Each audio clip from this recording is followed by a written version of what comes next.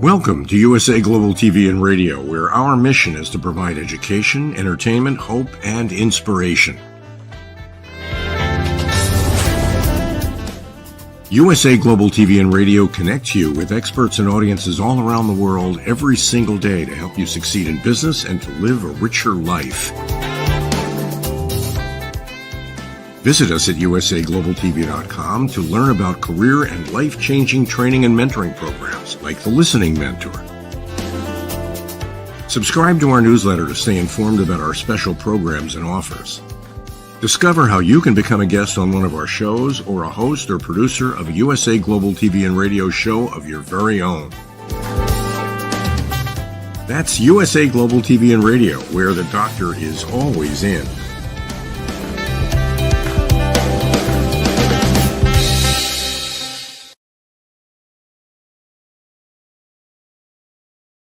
Hello, welcome to USA Global TV and Radio, where we provide world-class education, entertainment, hope and inspiration. Our show today is A Woman's Prerogative, Part 1, in partnership with E360 TV.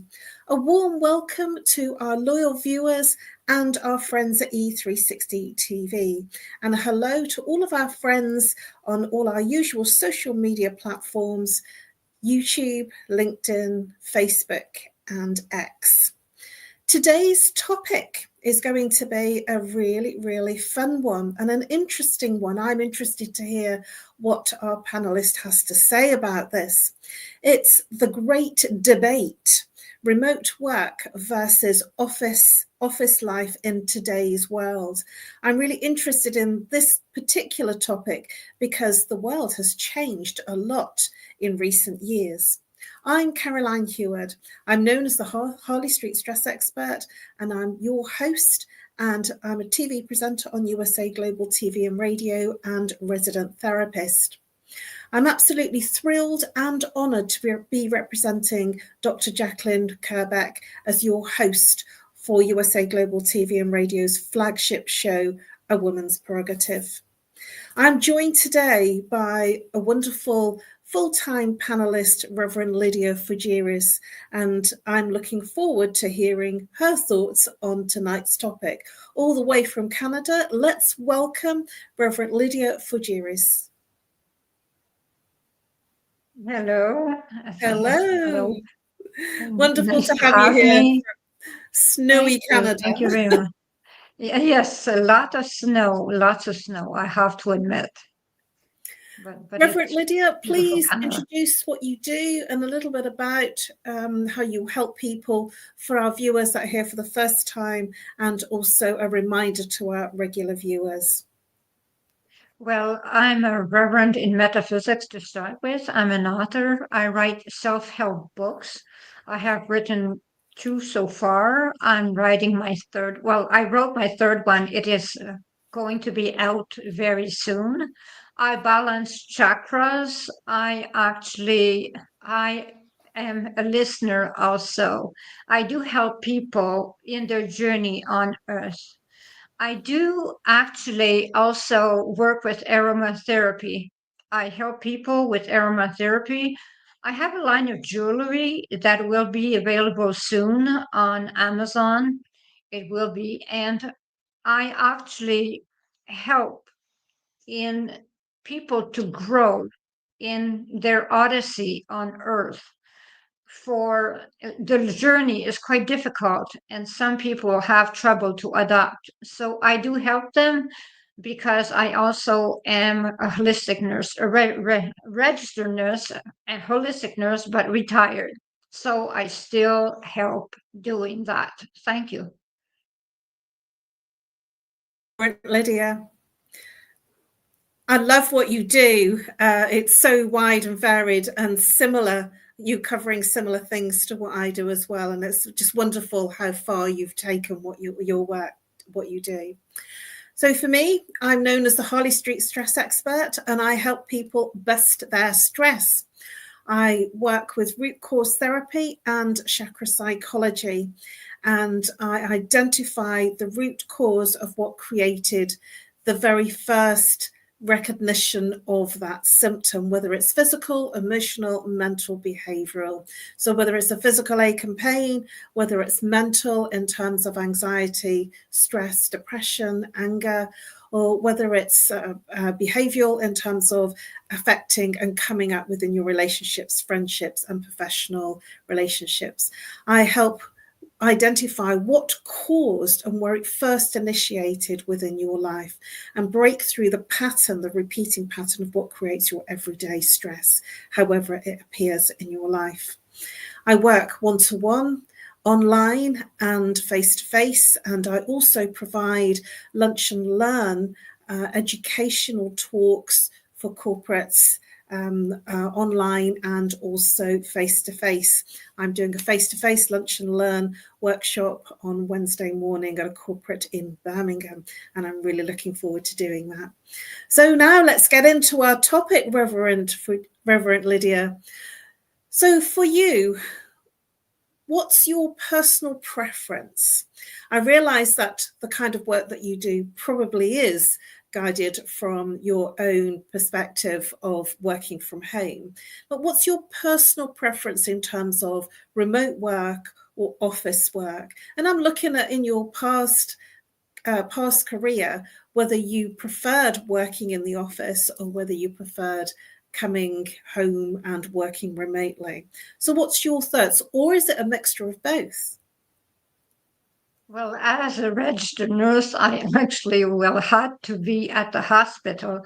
And actually, I was really happy to be at the hospital amongst the patients. I was really, really thrilled every single day. It was a great day for me, and I was happy to help. When it became easier to work from the distance from home, actually, it was on Zoom. It was easier to work with patients on Zoom, listening to them, helping them from the distance.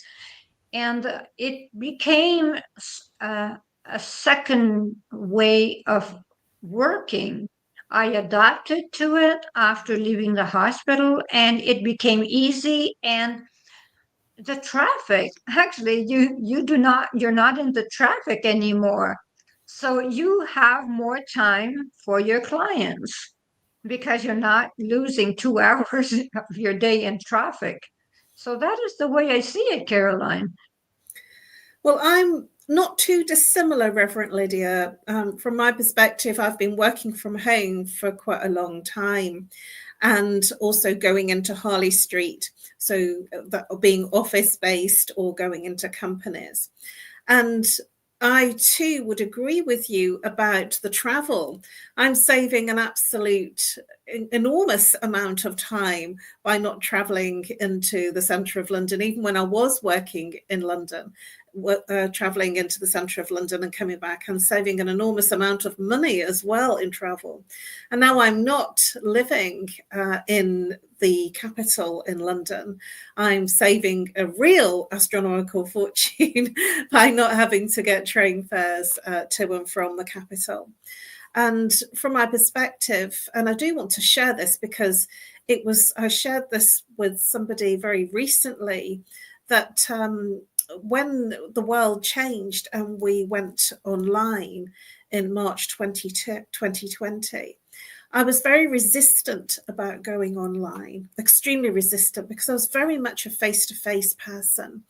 And I wanted to hold my stance on face-to-face. I didn't want to lose it. So I didn't really engage very much in the Zoom. And when I did, I felt not great. I felt very headachy, and it was all too much. And I think that when we're resistant, then things can come up. And the resistance literally died overnight in October 2020 when my trusty 13-year-old computer completely collapsed and stopped working. And I had to get up to date technology, and one of my friends helped me get a new laptop because she said that's the way to work. And she spent time and chose the right kind of laptop for me and set it up. And I didn't like it because I was used to a big PC on my desk. And I also bought a PC to replace the old one because I found that working on a laptop was just not my thing. I much prefer the bigger keyboard.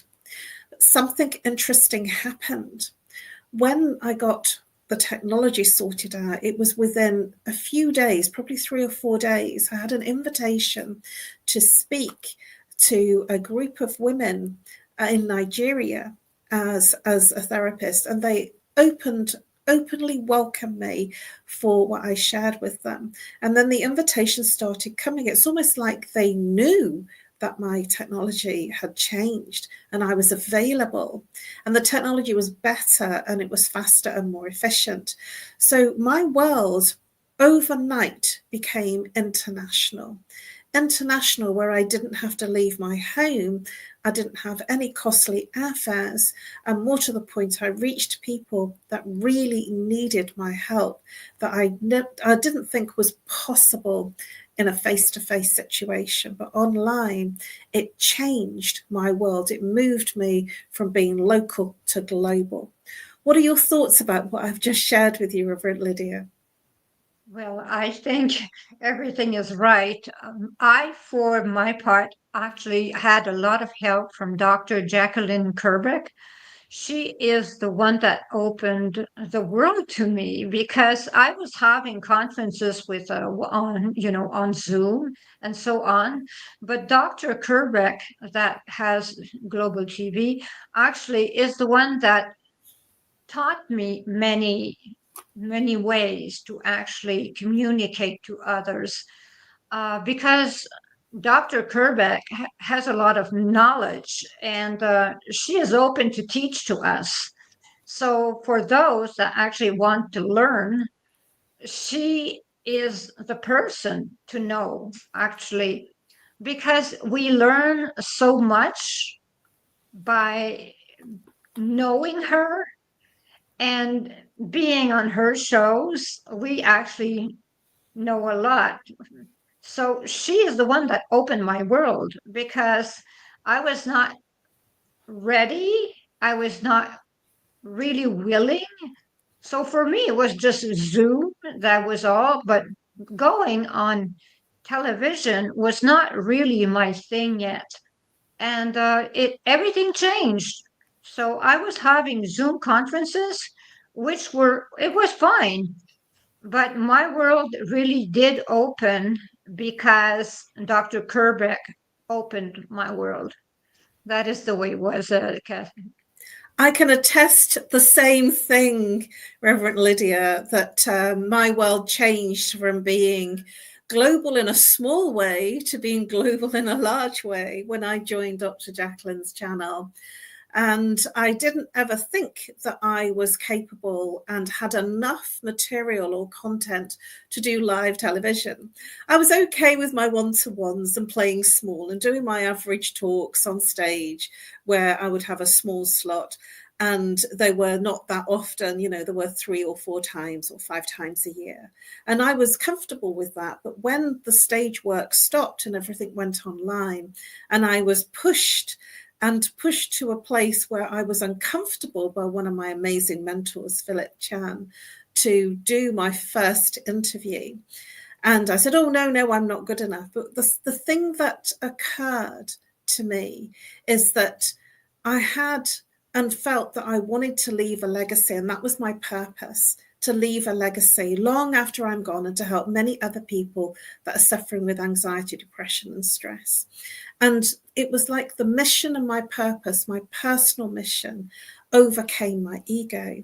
And at the end of my first interview, Dr. Jacqueline was so impressed. It was a 20-minute interview that lasted an hour, and then I was invited to be part of the team.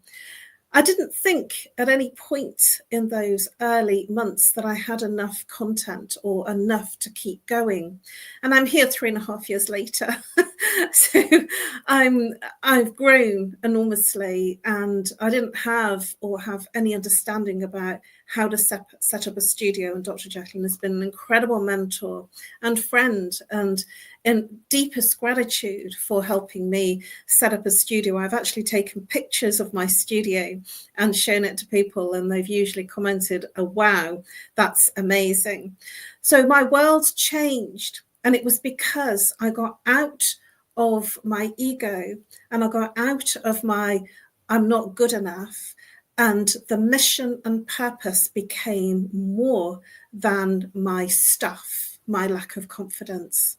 And I do prepare. I make sure that I've got what I want to say, because I don't want to lose myself, because I do tend to go off on a tangent. So I prepare. But the biggest thing for me is the recognition of being here and people seeing and being able to watch the shows. And it will leave a legacy long, long after I'm not of this earthbound place. And I'm hoping that it will help many people that I would never, ever have reached. So yes, from my perspective, the remote work of not having to go to USA to be in Dr. Jacqueline's home studio is really cool for me. So, Reverend Lydia, how has the shift to remote work or hybrid work, how has that impacted your particular industry? Well, it did impact because I had more clients. It was not possible to see people face to face while it was COVID. So I was able to see them remotely. So that was really something amazing. There were lots of people in distress. So seeing people in distress remotely was helping a lot. And there were lots of people that were in residence, some people that were very aged, that the families were nice enough to organize the internet, and they were prisoners of their rooms. So being prisoners of their room, I was able to talk to them. I was able to reassure them. I was able to listen to them, which was, I think it was worth everything. It was easier for them not to go in depression because they had someone that could listen to them. So I did my volunteer work remotely because I believe in volunteer work, and I was doing my volunteer work remotely. So that is the way actually it helped for me. It changed my world, absolutely. So yes, it was great. I can agree with you there again. It changed my world, and I started to do online client sessions, but I didn't thrive in that environment very well, because I found it very difficult. I was longing and hoping that the face-to-face world would come back. So I didn't thrive at the beginning in that online world, because I'm very much an extrovert and preferred that social and physical interaction. So it was very challenging for me, and that obviously showed up in the early part of moving online. The talks went well, but the individual face-to-face was not so easy for me, because I was still internally wanting that face-to-face to come back. So do you think, Reverend Lydia, that remote working is here to stay? Absolutely. I am convinced that remote work is there to stay. Actually, my daughter, my youngest daughter, works remotely 3 days a week and 2 days at the office, and it's implemented. So now it works that way because it is amazing what they can do from home, and they only have to go to the office twice a week. So meetings and so on. So they do so much just from the office. I do everything remotely. I do not even have to go anywhere anymore. I do everything remotely, which is absolutely amazing. I do not travel anymore at all. So I have people that I know that travel 2.5 hours in the morning, 2.5 hours in the evening to go to work. They do that 5 days a week. Can you imagine? You lose 5 hours of your day traveling. When you think about the price of traveling nowadays, this is incredible that we can work in the comfort of our homes. That is how I see it, Caroline. I agree with you on many levels in terms of the cost and the travel. But I do feel that my home now is my office. And for many people that are in families, I mean, we're both very luxurious in the fact that we live alone. But many people that are working remotely and that have families, children, and partners, and they're trying to find space to work. And if both parents are at home working and the children are at home, I just wonder, and it makes me feel very compromised if I was in that position, that it would be very difficult. And I've certainly spoken to a lot of people, certainly in the city particularly, that were just sent home and they had to work from home. And so all of them were working from home. And it was difficult for them to get quiet space. It was difficult for them to concentrate. There was the constant disruptions. And I just wonder whether that was productive personally, because the home then became the office and there was no escape. And I took a lot of calls from people that were severely stressed, unlike yourself and myself, where we work from home. So we can create that space and we haven't got anybody interfering in it. And it was a topic of great stress for many people because they used the office as a getting away. They used the office as a time to chat and a time to have a coffee and socialize and go to the sandwich bar and go to the bar for a drink after work. But all of that stopped.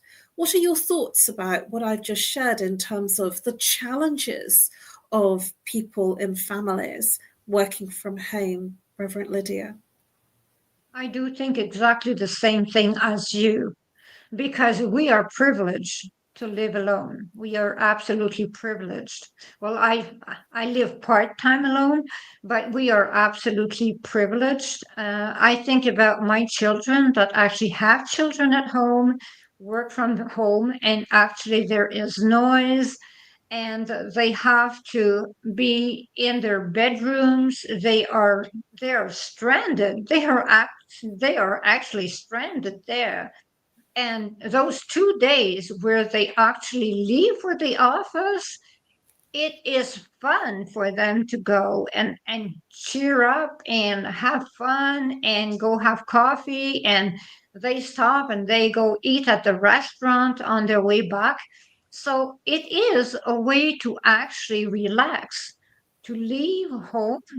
Because when you think about that, when you have small children and you are stranded at home 7 days a week, this is quite stressful.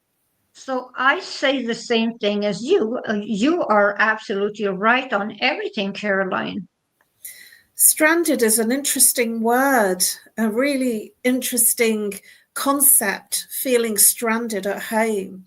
And never would we think about feeling stranded previously as working from home and living from home. But when you're with your family, children and your partner 24/7, working, sleeping, and doing all the everyday chores, it will become even more difficult to circumnavigate those idiosyncrasies of being with someone for that length of time. And even though you might be totally in love with them and really happy with them, I'm sure that it will create some internal challenges and external challenges in terms of you're at home, so you can put the washing on, you're at home, so you can boil the kettle and make a drink for everybody. But this is something that brings me on to my next question: productivity. Do you think that productivity would be as great for people in that kind of situation working from home as opposed to working in the office? My personal view is that I've heard so many people being challenged by the personal distractions that productivity for many people goes down. I'd be interested to hear your views and your thoughts on productivity. Well, I think productivity has to do with discipline. If a person is disciplined, no matter where they are, they will be productive. If they are easy actually to be off track, they will not be productive at all. They will want to do something else. They will want to have more time off. They will want to be off work instead of working what they have to do.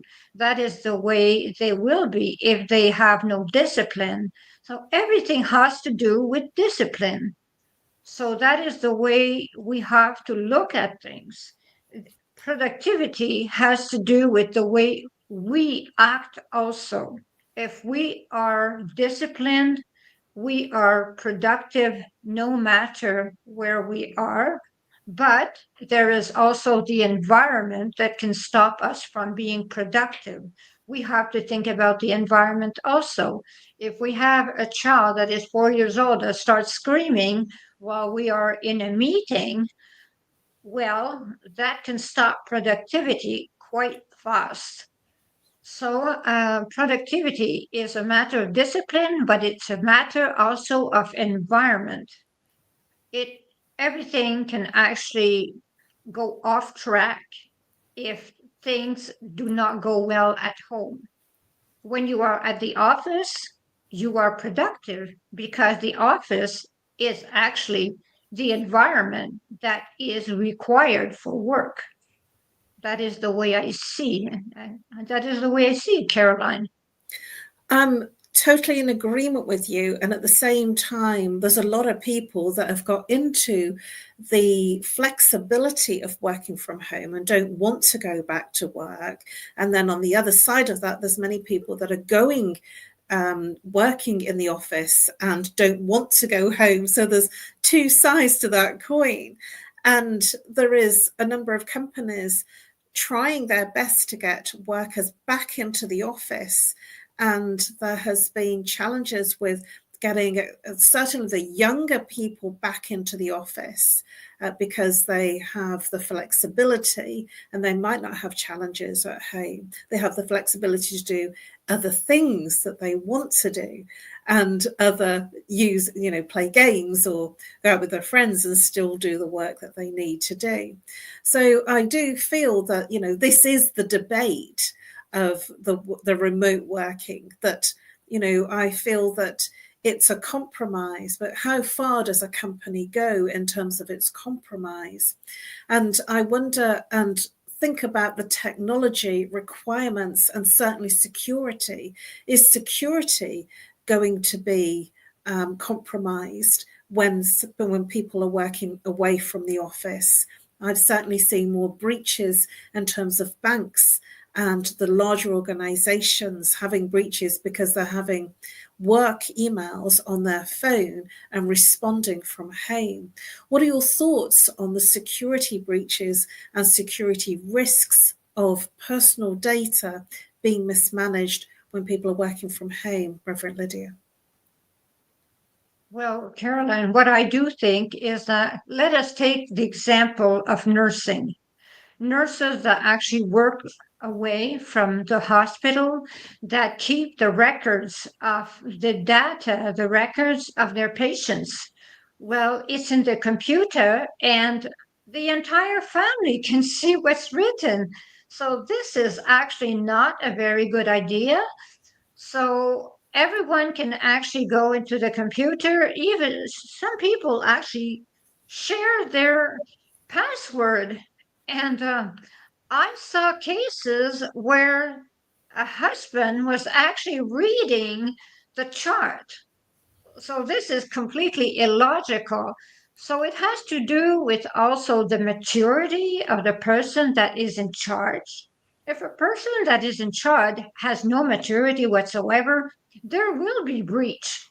It is absolutely positive that there will be breach. Security is in danger with at home work. That is for sure. With remote work, security is actually at risk, a lot more at risk. So I am talking about charts, but there is banks, there is everything. Clients' information appear on the screen. We do not know who is looking at the screen. People are actually, we're talking to an agent that is in their kitchen. Their entire family may be looking at our bank account. Who knows? The only thing we can do is hope that it is actually not happening. That is the way I see it. So we just have to hope, Caroline. We just have to hope and pray that it is not happening. Well, it's trust, isn't it? Trust of the employee. And this is one of the things, especially with banks, insurance, nursing, patient records, there is very much a drive to have video phone calls from doctors, from the NHS consultants, calling the patients from home and from remote locations. So this is definitely something that I feel that the probably will be some changes in legislation and changes in the way that working from home or remotely and access to private and confidential information. And we're still very early days in that. And this is why there has been a lot of breaches. And that just brings me very quickly, and we're almost at the end of our show. Gosh, that's gone very quickly. But I want to talk about very quickly collaboration and teams. And I've seen and been participating in a number of team calls. And that's where the teams get on to a team meeting. And you just have it's a bit like Zoom, but it's in a company team meeting. I've done a few of those and they felt a little estranged, apart from not having a boardroom a table in the middle of it, and yet it still was productive. It's just a combination of having good boundaries, listening, and being able to hear everything that's being said. And collaboration is collaboration suffering. So we're in our last couple of minutes of the show. So what are your thoughts very quickly, Reverend Lydia, on collaboration and teams and the technology? Well, I do think it's important, actually. Collaboration is really important. And I will make a little joke about that because, when there's a team meeting, there is always donuts and coffee. So you cannot share donuts and coffee when no one is there. So that is the part of having fun. You share a lunch, you share information, you actually ask, how are you? What is going on? How are your children? You're asking questions that when you're having a team meeting on Zoom or whatever, you do not have that kind of camaraderie in a meeting that is online. You cannot have that. It is absolutely impossible. So this is the lack actually in these online meetings that I see. They are nice to have because you do not have to dress up in the entire thing, but at the same time, you miss on many things because there is a lot of fun in meetings. It's not always serious. There is a lot of nice things, nice exchanges in meetings. I love board meetings. I'm in agreement with you. I want to come to your meetings where they do donuts.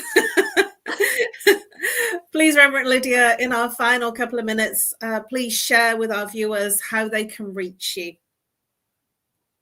Okay, they can reach me at 1-514-582-6882, 1-514-582-6882. I do speak fluent French also, so I do chakra balancing, I listen, I help. I have a background in psychiatry, so I do help. They can join me also in Diva Divine Mother _ on Instagram. And when it comes to my books, they can actually get them on Amazon. They can write to me at greatdivinemother@gmail.com. So that is greatdivinemother@gmail.com. I always answer. I always do answer. It might take a little bit of time, but I do answer at all times. So thank you very much. Thank you, Reverend Lydia. What an incredible show it's been. How fast-paced we have moved through this show. For me, I'm known as the Harley Street Stress Expert, and I help people bust their stress. You can reach me on nomorestress@live.co.uk. That's email, or call me +44 if you're international. If you're local, 07523120189. You can follow me on LinkedIn and Facebook. Those are my two preferred channels, and I'm just doing more posts on Instagram. Well, that's it. Thank you, Reverend Lydia. It's been a riveting show. That's A Woman's Prerogative Part 1, where we have been discussing the great debate, remote work versus office life in today's world. Thank you very much, everybody. It's been a wonderful show. It's been great to share this tonight with you, and I look forward to seeing you for A Woman's Prerogative Part 2 at 9 o'clock GMT time and 4 p.m. Eastern time. Just before we go, please join our VIP exclusive community and become an exclusive VIP community member. Have first access to our newest videos, photographs, and insights on the British royal family, live streamed on USA Global TV and Radio and YouTube. And now, over to our sponsors. Thank you very much if you've been watching on the live or the replay. See you this time next week. Bye-bye for now.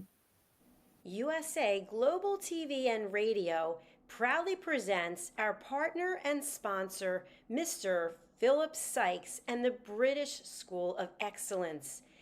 Building confidence, changing lives. And now, proudly presenting The Polished Professional.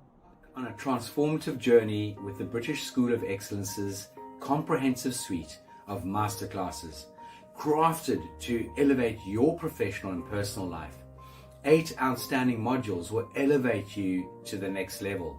Module 1, Exploring Life's Purpose, delves into the depths of self-discovery, guiding you to chart your unique path to fulfillment and success. Module 2, Mastering Professional Presence and Confidence. This masterclass is a deep dive into the art of self-assurance and commanding presence, which is essential for standing out in today's competitive landscape. Module 3, Learn the secrets of visual impact, how to curate a personal style that amplifies your professional brand. Module 4, Mastering Professional Etiquette and Communication Excellence, navigating the nuances of corporate interaction with grace and tact. Module 5, Elegance and Eloquence. We impart powerful techniques to captivate and persuade any audience with your oratory skills. Module 6, Unlock the potential of your emotional intelligence, EQ, and harness the ability to connect, empathize, and lead with emotional savvy. Module 7, Mastering DISC, building a gateway to understanding behavioral styles, fostering better personal and professional relationships. Module 8, Mastery in Dining Etiquette, building your confidence to perfect the subtleties of dining with finesse, enhancing your social savviness at any table. Step into the Polished Professional program where poise, elegance, and excellence aren't just taught, they're instilled for life. Join us to redefine your potential and polish your professional edge. To learn more, go to thebritishschoolofexcellence.com. The British School of Excellence are investors in people. Let us invest in you. 5 little-known secrets for dementia caregivers with Tracy Cram-Perkins. Hi there, I am Tracy Cram-Perkins, the host of the Dementia Home Care Show here on USA Global TV and Radio. I am also the author of the book of the same name. And you'll see this QR code. This is for an extended version of the same talk. So if you want to see the full hour-long version, feel free to scan the code and go to that website. Stick with me. We'll talk about 5 little-known secrets to make it a little easier to do dementia caregiving. What you're seeing on the left-hand side is a healthy aged brain, age 55 and above. The one you're seeing on the right is an Alzheimer's disease brain. It is in moderate disease. It is shrinking. It has holes in it. The memories that were in those holes no longer exist. When you're learning something, let's say in kindergarten, you learn how to tie your shoelace. Well, then by the time you're in 2nd grade, your brain remembers that information from tying the shoelace and applies it so you can learn more quickly how to tie more complex knots. So the brain is hardwired to do this for us. So it helps us learn faster so it doesn't take us long to acquire knowledge. The brain is looking for the information and they pick the closest to wherever that hole is.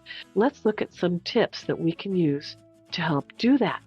These are 5 simple tools you can use as a dementia caregiver to help your loved one. The whiteboard is a useful tool in recording the day's activities and the answers to repetitive questions. The calendar clock is a very useful tool to orient your loved one on the day, the date, and the time, and remind them of upcoming appointments. The communication cards are a great tool to bridge the gap when they can no longer tell you what's wrong. And then there's the pill minder, for when your loved one is still able to take pills but needs prompting. The final tool I want to share with you is the memory book. It tells your loved one's story. It's a great tool for distraction, redirection, also as a conversation starter, and telling you where they are in their story so you know how to answer their questions. Music is probably the most powerful tool in your toolbox after laughter. Music is a way to maintain connection. It sticks with your brain longer than any other thing, including reading.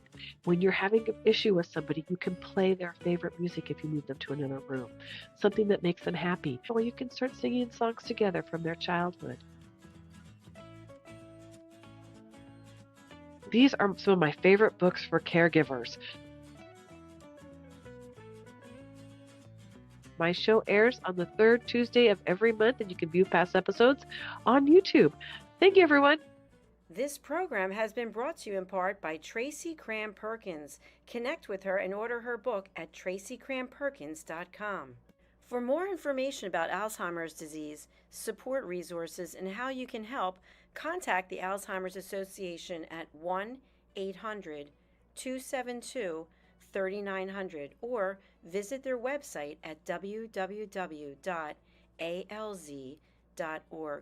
They offer 24/7 helpline support and a wealth of information to assist you and your loved ones.